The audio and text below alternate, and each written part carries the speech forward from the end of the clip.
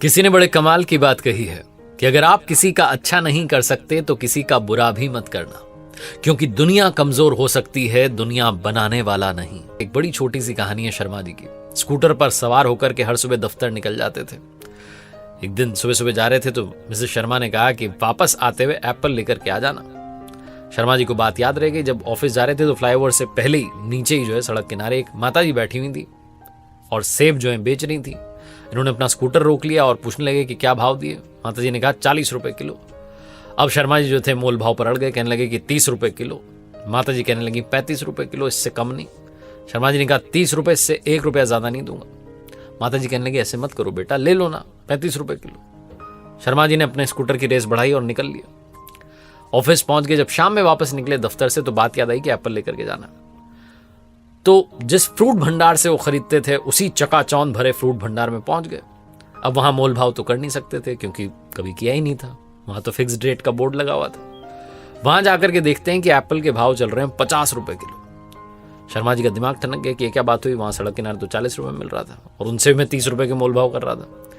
दौड़ करके पहुंचे उस फ्रूट भंडार के मालिक के पास। जाकर कहने लगे भाई 40 रुपए किलो में दे दो। उसने कहा भाई साहब कैसी बातें कर रहे हो, यहीं से तो खरीदते हो आप। शर्मा जी ने कहा वो तो ठीक है, लेकिन मुझे पता चला बाहर की रेट तो 40 रुपए किलो है। फ्रूट भंडार के मालिक ने कहा भाई साहब ऐसे मत करो, आप बोर्ड दिखा दिया जो पीछे लगा रखा था कि मोल भाव करके हमें शर्मिंदा ना करें। शर्मा जी शर्म के मारे चुपचाप वहां से निकल लिया और इस उम्मीद में कि उस फ्लाईओवर के नीचे पुलिया किनारे जो माता जी बैठी हुई थी वो शायद अभी भी बैठी हूं, उन्हीं से सेब खरीद लूंगा। स्कूटर दौड़ाया, पहुंच गए वहां पर। माता जी बैठी हुई थी। माता जी पहचान गई कि तो वही सुबह वाले हैं। कहने लगी बाबू साहब 35 रुपए किलो, बस अब मोल भाव मत करना। शर्मा जी मुस्कुरा करके कहने लगी कि अरे माता जी कोई मोल भाव नहीं, आप तो 2 किलो सेब जो है पैक कर दो और ये 100 रुपए रखो। तो कहने लगी अम्मा कि मेरे पास में खुले नहीं है। शर्मा जी ने कहा खुले की जरूरत नहीं है, आप 100 रुपए में ही दो। 50 रुपए किलो में अभी लेके आता किसी और दुकान से, बड़ी सी दुकान से, मैं तो आपके यहां से लेके जाऊंगा। माता जी की आंखों में आंसू आ गए। कहने लगी मैं क्या बताऊं, हमारी ऐसी हालत हो गई कि सड़क किनारे फल बेचने पर मजबूर हूं। मेरे पति की मृत्यु हो गई थी, बीमार थे और कर्जा बढ़ गया था, इस चक्कर में सब जाता रहा।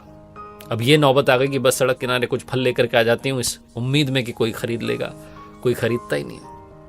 शर्मा जी ने कहा ऐसी बात मत करो, मैं कल सुबह फिर आऊंगा थोड़े और पैसे लेकर के और मेरे पैसे रख लेना, कर्जा चुकाना, दुकान चलाना सब अच्छा होगा। घर पर पहुंचे, जाकर के मिसेस शर्मा को 2 किलो सेब दिए और कहा कि रख लो और मुझे 500 रुपए का एक नोट ला करके दो, कल किसी की मदद करनी है। मैडम ने पूछा कि क्या हुआ, तो पूरी कहानी उन्हें सुनाई और कहने लगे कि हम पता नहीं क्यों मोल भाव करते हैं सड़क किनारे जो सामान बेचते हैं ऐसे लोगों से। ये मजबूर होते हैं, लाचार होते हैं, अपनी जिंदगी अपने जज्बे के दम पर जी रहे होते हैं और हम उनसे भी मोल भाव कर रहे होते हैं। जबकि बड़े बड़े शोरूम में जाते हैं और पैसे दे करके आ जाते हैं, पूछते भी नहीं है कितना क्या कैसे। शर्मा जी अगले दिन पहुंचे माता जी के पास और 500 का नोट देकर के कहा कि माता जी कर्जा चुकाना शुरू करो और फल लाना शुरू करो मंडी से और अच्छे से जो है दुकान जमाओ।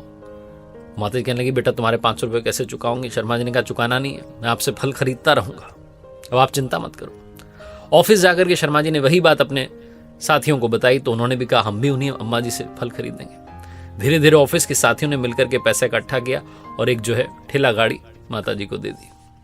बहुत छोटी सी कहानी जिसका सार ये समझाता है कि आप मदद करते चलिए, ऊपर वाला आपकी भी मदद करेगा। और ऐसे लोगों से मोल भाव करना बंद कीजिए जो अपने जज्बे के दम पर जिंदगी जी रहे होते हैं।